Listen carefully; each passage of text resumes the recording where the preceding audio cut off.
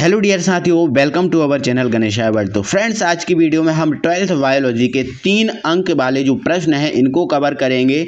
जो 3 अंक वाले आज हम आपको प्रश्न बताएंगे ये बहुत ज़्यादा इम्पोर्टेंट होंगे। एग्जाम में ये क्वेश्चन जो है ना प्रीवियस ईयर आए हुए हैं और ये जो क्वेश्चंस हैं वो आते हैं, तो आंसर सहित इनको दोस्तों हम कंप्लीट करेंगे। तो आइए दोस्तों जल्दी से वीडियो को स्टार्ट कर लेते हैं और इन सभी क्वेश्चंस आंसर को हम कंप्लीट कर लेते हैं। तो प्यारे साथियों, 3 अंक की बात करें तो 3 अंक के क्वेश्चन में हमारा पहला क्वेश्चन हमें मिलता है स्वपरागण और परपरागण में अंतर। जी हाँ, ये आपका जो क्वेश्चन एक ऐसा क्वेश्चन है जो आपके 2 अंक में भी पूछा जा सकता है, 3 अंक में भी पूछा जा सकता है और आपके 4 अंक में भी पूछा जा सकता है। तो इसको बहुत अच्छे से कंप्लीट कर लेना है प्यारे साथियों। स्वपरागण और परपरागण में अंतर।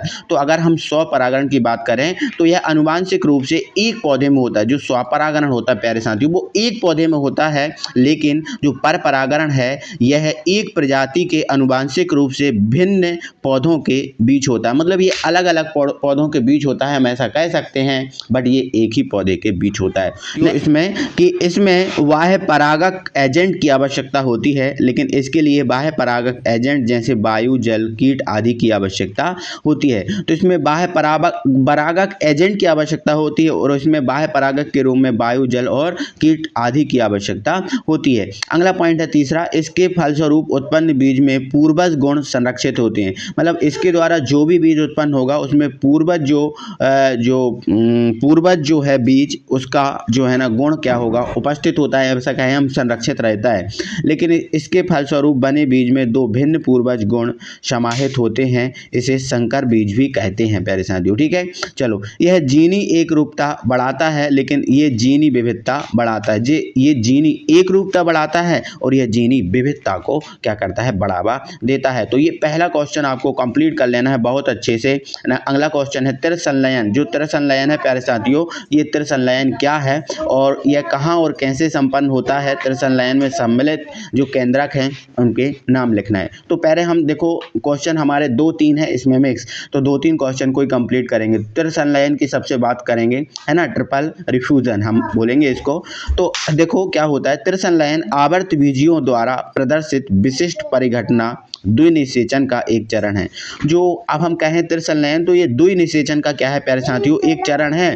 जो त्रिसंलयन है वो द्विनिषेचन का क्या है, एक चरण है। इस घटना में 3 अगुणित केंद्रकों का संलयन होता है। अब 3 अगुणित जो केंद्रक हैं इनका संलयन होता है, इसीलिए तो इसको त्रिसंलयन बोला गया। इसलिए तो क्या बोला गया, इसको त्रिसंलयन बोला गया। यह है त्रिसंलयन जो है ना कहलाता है। तो त्रिसंलयन आप समझ गए, त्रिसंलयन आवर्त बीजों द्वारा प्रदर्शित विशिष्ट परिघटना का द्विनिषेचन का एक चरण है। इस घटना में 3 अगुणित केंद्रकों का संलयन होता है और इसीलिए यह त्रिसंलयन कहलाता है प्यारे साथियों। तो क्लियर हुआ साथियों। अब आगे हम बात करें कि यह कहाँ और कैसे संपन्न होता है, हम इसका जवाब आपको देने वाले हैं। ये कहाँ और कैसे संपन्न होता है, तो देखो त्रिसंलयन बीजांड में स्थित भ्रूण कोश में संपन्न होता है। तो त्रिसंलयन होता है वो कहाँ संपन्न होता है, बीजांड में स्थित भ्रूण कोश में संपन्न होता है। यह पराग नलिका भ्रूण कोश में प्रवेश के बाद 2 नर युग्मक उसमें युक्त करती हैं। इनमें से एक नर युग्मक भ्रूण कोश की केंद्रीय कोशिका में स्थित 2 ध्रुवीय केंद्रकों से संलयित होता है।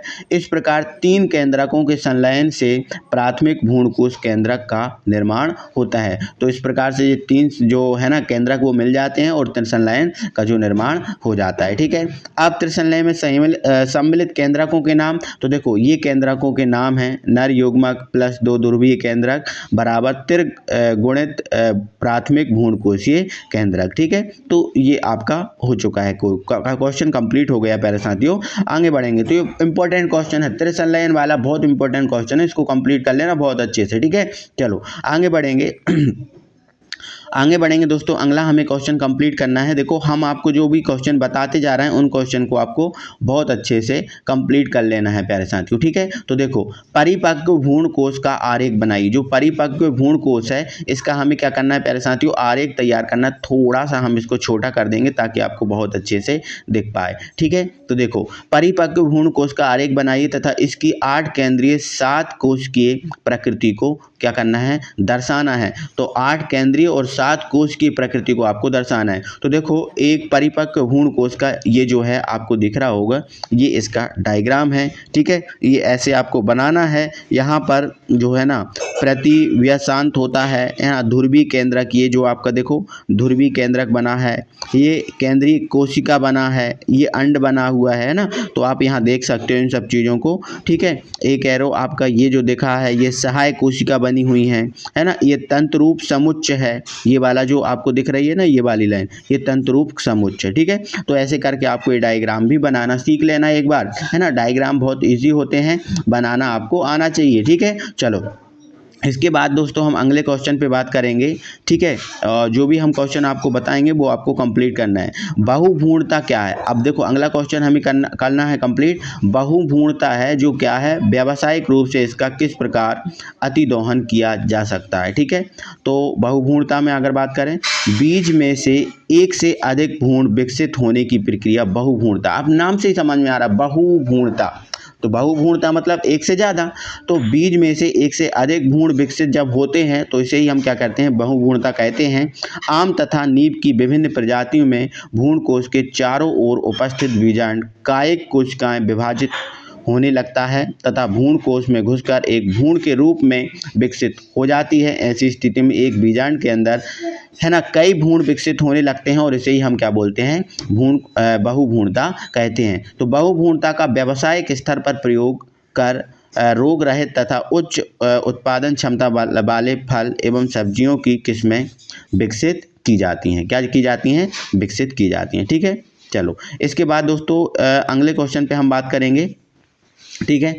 तो शुक्राणु, देखो अगर हम देखें, देखो प्यारे साथियों आप इनको भी तैयार कर सकते हो। स्त्री जनन तंत्र का एक नामांकित चित्र आपको तैयार करना है, तो आप इसका स्क्रीनशॉट ले लो कैसे कैसे बनाना है, ये आप देख सकते हो इसके अलावा, ठीक है। फिर आप एक शुक्राणु का एक नामांकित जो है ना आरेख बनाना है, तो उसके लिए भी आप इसका स्क्रीनशॉट ले सकते हो और इसको तैयार कर सकते हो प्यारे साथियों, ठीक है। चलो इसके बाद हम दोस्तों अगले क्वेश्चन पे पहुँचेंगे और अगले क्वेश्चन पे हम बात करेंगे। हाँ, तो अगला हमारा क्वेश्चन है प्रसव जो है वो क्या है। हम ऐसा बात करें कि जो प्रसव है वो क्या है, ठीक है।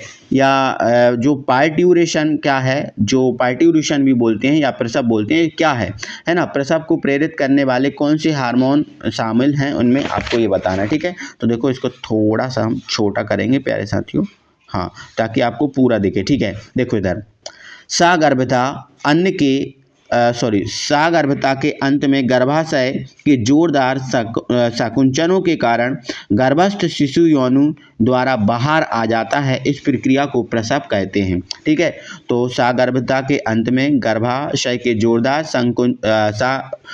संकुंचनों के कारण गर्भाशय शिशु योनि द्वारा बाहर आ जाता है, इसे ही हम क्या बोलते हैं, प्रसव कहते हैं। और प्रसव के लिए संकेतपूर्ण विकसित गर्भ और अपरा से उत्पन्न होते हैं। जो है ना, जो प्रसव होता है उसके पूर्ण विकसित गर्भ एवं अपरा से उत्पन्न होते हैं, जो गर्भाशय संकुचनों को प्रेरित करते हैं। इन्हें गर्भ उत्क्षेपण प्रतिवर्त कहते हैं। इन्हें क्या कहते हैं, जो संकुचन को प्रेरित करते हैं इन्हें क्या कहते हैं, इन्हें गर्भ उत्प्रेक्षण प्रतिवर्त कहते हैं। इसमें मात्र पीयूष ग्रंथि से ऑक्सीटोसिन का क्या होता है, स्त्रावण होता है, जो उत्क्षेपण प्रतिवर्ष को उद्दीप्त करता है। इसके अलावा एस्ट्रोजन और प्रोजेस्टेरोन दो हार्मोन हैं जो प्रसव की प्रक्रिया को व्यवस्थित रखने में मदद करते हैं, ठीक है। और एंडोडर्फिन एवं जो प्रोलैक्टिन हार्मोन भी प्रसव में क्या करते हैं, मदद करते हैं। तो ये आपको अच्छे से तैयार कर लेना है प्यारे साथियों, ठीक है। इसका स्क्रीनशॉट आप ले सकते हो, मैं आपको देखो स्क्रीन से हटा दिया है सारा कुछ, आप ले लेना इसका स्क्रीनशॉट, ठीक है। अब अगला क्वेश्चन, अपरा क्या है, अपरा के कार्य बताना है। जो अपरा है, अपरा क्या होता है, इसके कार्य बताना है आपको। देखो गर्भ में स्थित भ्रूण तथा मात्र ऊतकों के बीच अंतरंग अस्थायी भौतिक संरचनात्मक तथा शरीर क्रियात्मक संबंध जो भ्रूण को जैविक आवश्यकताओं की पूर्ति करता है वो आपका अपरा कहलाता है। यह हीमोकॉरियल प्रकार का होता है, ये हीमोकॉरियल प्रकार का होता है, ठीक है। और दो प्राणियों के ऊतकों से बनी यह संरचना निम्न कार्य करती है। दो ऊतकों के प्राणियों से ये बनती है और ये क्या करती है, अपरा भ्रूण के पोषण में सहायक होती है। माँ के रक्त में उपस्थित पोषक पदार्थ अपरा द्वारा ही भ्रूण में रक्त में पहुंचते हैं और अपरा भ्रूण के श्वसन व उत्सर्जन में मदद करती है। तो अपरा हमारे लिए जो है ना बहुत आवश्यक है, इंपॉर्टेंट है क्वेश्चन। गर्भ में स्थित भ्रूण तथा मातृ ऊतकों के बीच का जो अंतरंग अस्थायी भौतिक संरचनात्मक तथा शरीर क्रियात्मक संबंध जो भ्रूण की जैविक आवश्यकताओं की पूर्ति करता है, इसे हम क्या बोलते हैं प्यारे साथियों, अपरा कहते हैं। क्लियर हो चुका है, तो ये कंप्लीट कर लेना प्यारे साथियों। हम आगे बढ़ेंगे, और भी अगर अपरा के कार्य देखना है तो और भी ये अपरा के कार्य लिखे हुए हैं, आप इनको निकाल सकते हो, क्वेश्चन को कंप्लीट कर सकते हो। ठीक है, चलो आगे हम बढ़ेंगे अगले क्वेश्चन पर। चिकित्सीय गर्भ समापन क्या है? ये दोस्तों हम 2 नंबर में भी पढ़ चुके हैं। जो चिकित्सीय गर्भ समापन है ये क्या होता है, ये 2 नंबर में भी हम कंप्लीट कर चुके हैं। तो ये 3 नंबर में भी आपसे पूछा जा सकता है। ठीक है, तो इसको भी आप कंप्लीट कर लो, है ना। गर्भाविधि पूर्ण होने से पहले ही कराया गया ऐच्छिक गर्भपात ही जो चिकित्सीय गर्भ समापन कहलाता है। ठीक है, जानबूझकर कराए गए इस गर्भपात को प्रेरित गर्भपात भी कहते हैं। भारत सरकार ने सन 1971 में इसे वैधानिक मान्यता कुछ कड़ी शर्तों के साथ प्रदान की थी ताकि इसका दुरुपयोग रोका जा सके। इन नियमों की कड़ाई अवैधानिक रूप से किए जाने वाली कन्या भ्रूण हत्याओं का पर रोक हेतु आवश्यक है। निम्न परिस्थिति में चिकित्सीय गर्भ समापन की सशर्त अनुमति दी जाती है जब गर्भ का बना रहना माँ या गर्भ में पल रहे शिशु अथवा दोनों के लिए प्राणघातक हो सकता है, तभी आप करा सकते हो गर्भपात। या ऐसी पूर्ण गर्भवती से बचने हेतु जो गर्भधारण उपायों की असफलता या अनचाहे गर्भधारण से उत्पन्न होता है, तब आप करा सकते हैं। ठीक है, बलात्कार जैसी अनचाही गर्भधारण परिस्थितियों से बचाव हेतु भी करा सकते हैं। ठीक है, तो ऐसे करके आपको ये बहुत अच्छे से याद रखना है, इम्पोर्टेंट है।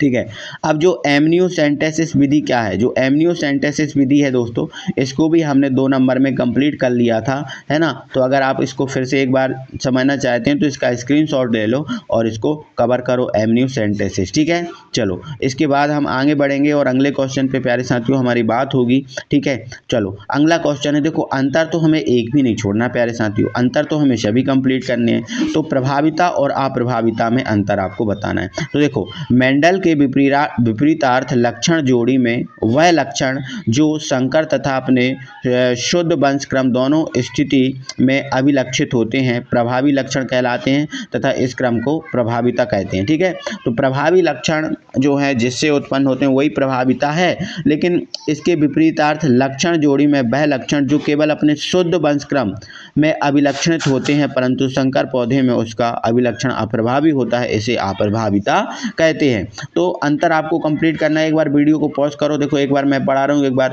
एक बार सुन लीजिए और फिर आप वीडियो को पॉज करके इनको देखना कंप्लीट कर लेना। ठीक है, प्रभाविता का लक्षण विषम तथा संयुग्मज दोनों में अभिलक्षित होता है, लेकिन अप्रभाविता का लक्षण केवल समयुग्मी स्थिति में अभिलक्षित होता है। प्रभावी लक्षण वन्य लक्षण या वन्य एलील कहे जाते हैं। जो अप्रभावी लक्षण हैं वो लक्षण का उत्परिवर्तन के रूप में हैं।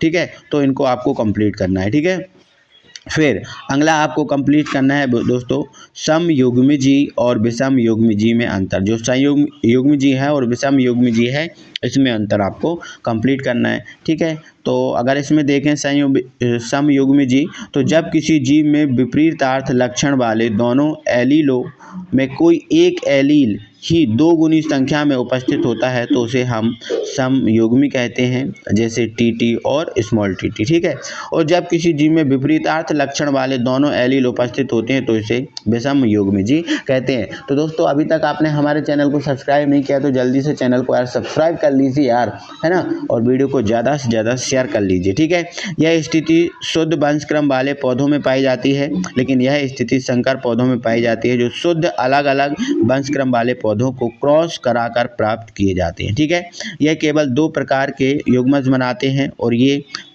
2 की घात n संख्या में युग्मज बनाते हैं, जहां n क्या है विपरीतार्थ लक्षण वाले जोड़ों की क्या है संख्या है। तो ये भी आपको क्वेश्चन बहुत अच्छे से कंप्लीट कर लेना है। अब यहाँ पर सह प्रभाविता और अपूर्ण प्रभाविता को भी समझाना है प्यारे साथियों।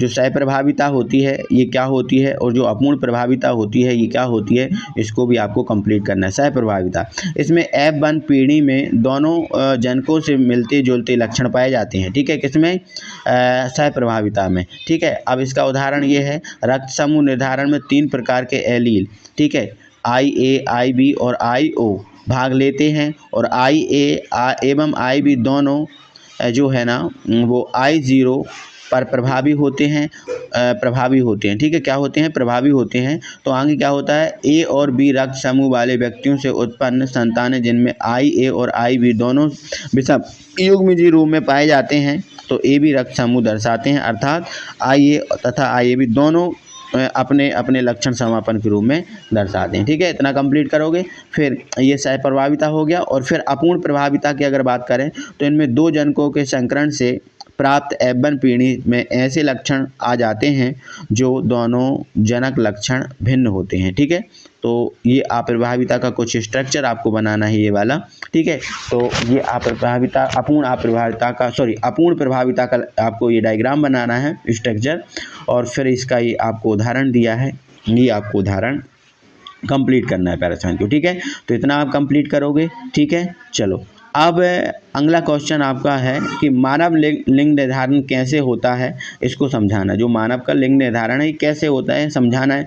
तो आपको ये पता होगा, इसका स्क्रीनशॉट ले लो, इसको और कंप्लीट कर लेना, ठीक है। चलो मैं आगे बढ़ूंगा और अगले क्वेश्चन पे प्यारे साथियों में बात करूंगा, ठीक है।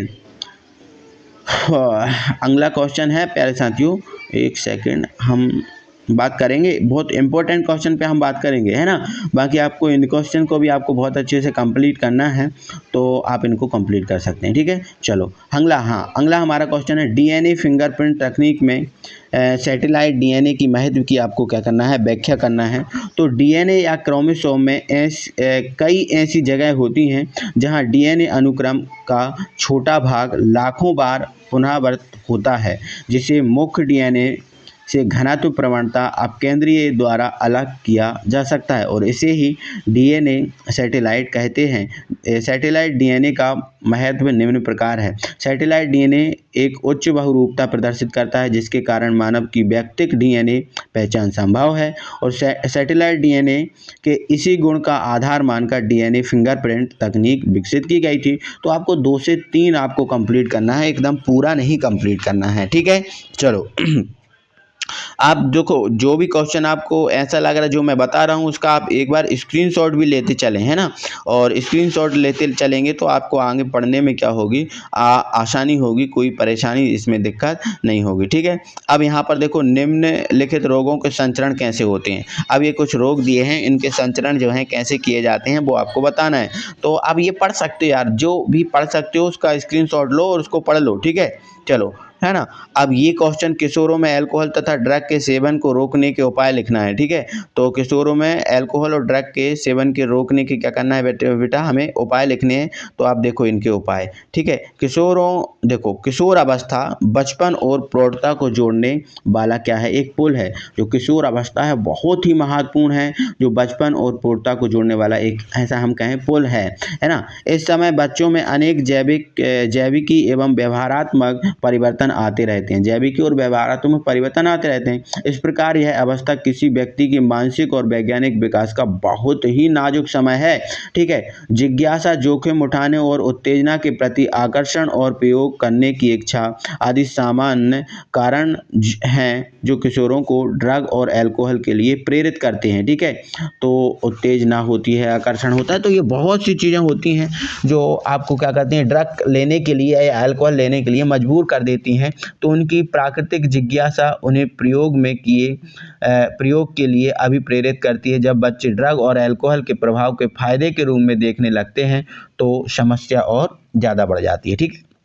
तो कुछ बच्चों में परीक्षा में सबसे आगे रहने के दबाव से उत्पन्न तनाव ने भी बच्चों को ड्रग का कुप्रयोग करने के लिए प्रेरित कर दिया। ठीक है, तो ये बहुत ज़रूरी है। तो ये सब चीज़ें एक बार अच्छे से समझ के पढ़ लेना, आपका कंप्लीट हो जाएगा, है ना। किशोरों को ड्रग एवं अल्कोहल बचाने के लिए कुछ निम्नलिखित प्रयास आप कर सकते हैं, जैसे बच्चों किशोरों से दोस्तपूर्ण व्यवहार, उपलब्धियों पर प्रशंसा करना, समकक्ष दबाव से बचने का उपाय कराना। तो ये आप कर सकते हो। ठीक है, किशोरों को किशोरावस्था संबंधी भावनात्मक एवं मनोवैज्ञानिक व्यवहारों के बारे में परामर्श दे सकते हो, है ना। आपको उनको समझा सकते हो कि भाई ऐसा ऐसा। ठीक है, तो ऐसे करके ड्रग अल्कोहल के उपयोग से होने वाली हानियों के बारे में उन्हें जागरूकता पैदा करा के, है ना, खान पान एवं निद्रा संबंधी समय तालिका का ध्यान कराकर ये सब करके आप कर सकते हैं। ठीक है, तो ये क्वेश्चन 2023 में आया था। ठीक है, इंपॉर्टेंट है, आप इसको कंप्लीट कर लेना। नेक्स्ट है सक्रिय व निष्क्रिय जो प्रतिरक्षा में विभेद करना। जो सक्रिय और निष्क्रिय जो प्रतिरक्षा है इसमें विभेद करना है। ठीक है, तो पहले साथियों आप इसको कंप्लीट करो। ठीक है, चलो एक सेकंड हम कंप्लीट ही कर लेते हैं। संक्रमण होने पर अथवा टीके द्वारा प्रतिरक्षियों का विकास व्यक्तियों के शरीर में ही होता है और किसी अन्य पृष्ठधारी जंतु के शरीर में विकसित प्रतिरक्षियों को मनुष्य के शरीर में एग्जैक्ट किया जाता है और इस प्रकार का प्रतिरक्षा के विकसित होने में समय लगता है और तैयार एंटीबॉडीज प्राप्त करने के लिए कारण निष्क्रिय प्रतिरक्षा तुरंत प्रभावी होता है। इसमें कोई भी समय नहीं लगता, तुरंत प्रभावी होता है। ठीक है, इसका प्रभाव दीर्घकालिक होता है और इसका प्रभाव जो है अधिक समय तक प्रभावी नहीं होता। यह निरापद या हानिरहित प्रतिरक्षा प्रक्रिया है और यह प्रक्रिया अन्य जीवों में एंटीबॉडीज जो प्राप्त करती है। अतः कभी कभार जो प्रतिक्रिया हो सकती है, कोई ज़रूरी नहीं है कि ये हमेशा हो, कभी कभार ये हो सकती है। ठीक है, चलो नेक्स्ट है प्रतिरक्षी या प्रतिजैविक पदार्थ की संरचना का आपको वर्णन करना है। तो प्रतिरक्षी या प्रतिजैविक पदार्थ जो है हम 2 नंबर में भी कंप्लीट कर चुके हैं और अगर आपको 3 नंबर में इसको देखना है तो बिल्कुल आप इसका स्क्रीनशॉट लो और एक बार अच्छे से ध्यान से इसको पढ़ लो और ये इसका स्ट्रक्चर है, ये आप कंप्लीट कर लो। ठीक है, क्योंकि ज़्यादा समझाने का समय तो प्यारे साथियों अब बचा नहीं है, कम ही समय है। तो कम ही समय में आपको बस हम ये इम्पोर्टेंट क्वेश्चन और उनके आंसर सहित प्रोवाइड करा रहे हैं, तो आप इनको कंप्लीट करो बहुत अच्छे से। ठीक है, इसके बाद आगे बढ़ेंगे दोस्तों हम, और हमें प्रतिजैविक पर संक्षिप्त टिप्पणी। तो प्रतिजैविक ये हम कंप्लीट कर चुके हैं दोस्तों। प्रतिजैविक जो है इसको हम कंप्लीट कर चुके हैं, पहले ही 2 नंबर में भी हमने कंप्लीट किया था, है ना। तो अगर आपने पिछली वीडियो नहीं देखी तो आप चैनल की वीडियो में जाओ और वीडियो में आपको जितनी भी जो वीडियो है इंपॉर्टेंट आपको डाली गई हैं वो सब मिल जाएंगी। ठीक है, चलो कैंसर के इलाज या उपचार किस तरह किया जाता है वो आपको बताना है। ठीक है, तो कैंसर का इलाज या उपचार किस तरह किया जाता है। तो देखो कैंसर का इलाज या उपचार है वो विकिरण विधि द्वारा भी किया जाता है ना। रेडिएशन थेरेपी, तो कई ऐसे विकिरण जिनको कैंसर कोशिकाओं के ढेर पर उच्च डोज में विकिरण करने पर वे मृत हो जाती हैं। बाद में मृत ट्यूमर को शल्य चिकित्सा द्वारा निकाल दिया जाता है। तो इसके द्वारा भी किया जाता है और रस्सी चिकित्सीय विधि द्वारा भी किया जाता है। ठीक है, और प्रतिरक्षा उपचार विधि द्वारा भी किया जाता है। तो एक बार इनको पढ़ लो। ठीक है, इतना आप पढ़ लेना। ठीक है, तो बहुत अच्छे से कंप्लीट हो जाएगा। ठीक है, चलो इसके बाद आगे हम बढ़ेंगे और हमारा बाह्य मल से आप क्या समझते हैं, बाह्य मल हमारे लिए किस प्रकार से हानिप्रद है समझाओ। तो देखो ये बाह्य मल का भी क्वेश्चन आपको दे के रखा है ना। तो एक बार स्क्रीनशॉट ले लो इन सब का और इसको कंप्लीट करना। हाँ, अब गुणसूत्रीय डीएनए और प्लाज्मिड डीएनए में अंतर बहुत ज़्यादा इंपॉर्टेंट है भाई। कंप्लीट करो इसे, स्क्रीनशॉट लो और कंप्लीट करो। ठीक है, चलो आगे बढ़ेंगे। अब यहाँ से आपको आगे बढ़ेंगे और अगले क्वेश्चनों पे हमारी बात होगी। देखो एक जो जीन क्लोनिंग का महत्व समझाना है आपको। जीन जो क्लोनिंग है इसका महत्व आपको बताना है। तो प्यारे साथियों अगर हम देखेंगे जीन क्लोनिंग का महत्व, तो जीन क्लोनिंग का महत्व निम्नलिखित बिंदुओं में समझाया जा सकता है। किसी विशिष्ट डीएनए खंड या जीन की क्लोनिंग कर कई हजार जो प्रतियां प्राप्त की जाती हैं, जिनका उपयोग जीन विशेषण के कार्य पता करने में किया जाता है। जीन क्लोनिंग के उपयोग जीन थेरेपी में करके कई बीमारियों को ठीक किया जा सकता है। रोगजनक जीन जीन को सामान्य जीन से प्रतिस्थापित किया जा सकता है ना।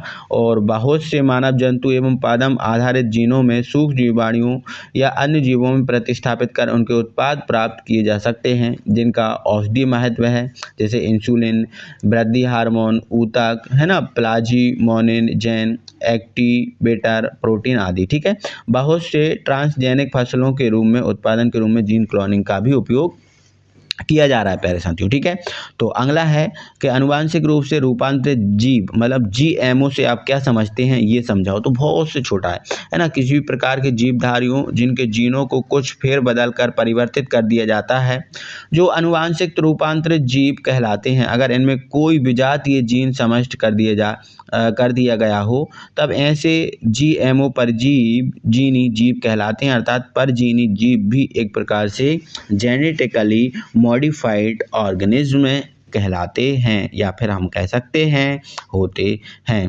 ठीक है, बायोपायरेसी क्या है ये भी आपको तैयार करना है। बायोपायरेसी जिसको हम पहले ही कंप्लीट कर चुके हैं 2 नंबर के क्वेश्चन में। ठीक है, चलो इसके अलावा हम खाद्य श्रृंखला और खाद्य जाल में अंतर। जी हाँ, खाद्य श्रृंखला और खाद्य जाल में अंतर बहुत इजी है और कोई बड़ी बात नहीं है इसको कंप्लीट करना, तो इसको कंप्लीट करो भाई साहब। ठीक है, किसी पारिस्थितिक तंत्र में घटनाओं का वह क्रम जिसमें एक जीव दूसरे जीव को खाता है, खाद्य श्रृंखला की बात हो रही है।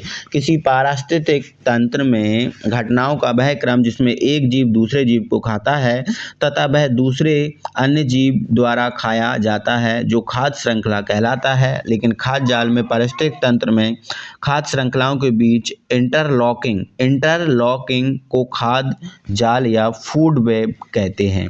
इसमें हर जीव किसी खास पोषण स्तर पर अपनी भूमिका निभाता है। इसमें एक ही जीव अलग अलग खाद्य पदार्थ श्रृंखलाओं में अलग अलग पोषण स्तर पर भूमिका निभाता है। ठीक है, अगला देखें पॉइंट, तो तीसरा यह विकासशील परिस्थितियों समुदाय को इंगित करता है लेकिन यह विकसित एवं स्थायी समुदाय को इंगित करता है। ठीक है, अब ऊर्ध्ववर्ती और अधोवर्ती जो है इसमें भी विभेद आपको करना है। तो देखो ऊर्ध्ववर्ती और अधोवर्ती में आपको विभेद करना है। तो पहला पॉइंट है उत्पादों को प्रतिनिधित्व करने वाला आधार सबसे चौड़ा होता है और इसमें आधार सबसे सकरा होता है, उत्पादनों की संख्या भार कम होती है। ठीक है, तो देखो आप ये डायग्राम भी आप देख सकते हो, एक नीचे से ऊपर की ओर घट रहा है और एक नीचे से ऊपर की ओर क्या हो रहा है, बढ़ रहा है। तो ये पॉइंट में आपको बताना है। और दूसरा पॉइंट ये है ऊर्जा का पिरामिड सदैव सीधा होता है। ऊर्जा का ध्यान रखना, ऊर्जा जो होती है प्यारे साथियों वो ऊर्जा का पिरामिड हमेशा और हमेशा कैसा होता है, सीधा। लेकिन संख्या व जैव आधार के पिरामिड कुछ स्थितियों में उल्टे हो सकते हैं,